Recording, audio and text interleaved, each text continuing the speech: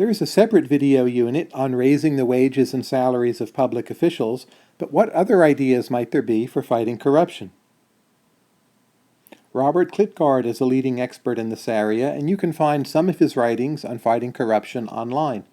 This isn't an area where there's a lot of fancy theory or statistical results that are easily generalizable, but nonetheless there are a lot of procedures that have worked, even though not every procedure is going to work in every country.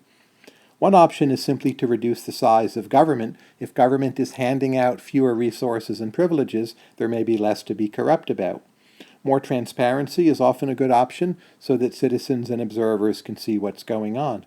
Klitgaard writes about the option of setting up an anti-corruption bureau or an ombudsman whose sole job it would be to identify and publicize corruption.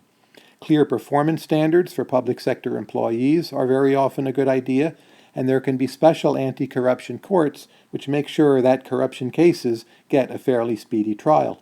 Auditing and accounting can be highly useful for tracing the flows of money and making sure that spending is going where it ought to be going. What else?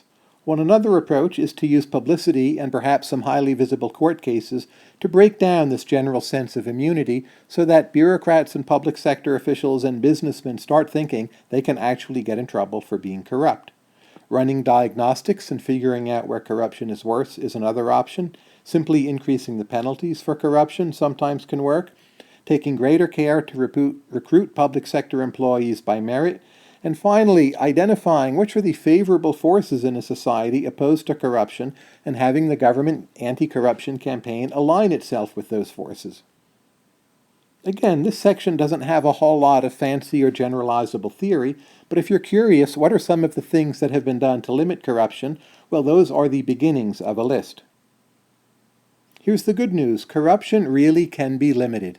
It really is the case that most of the world was much more corrupt a century ago or 50 years ago than it is today. When it comes to corruption, there really is hope.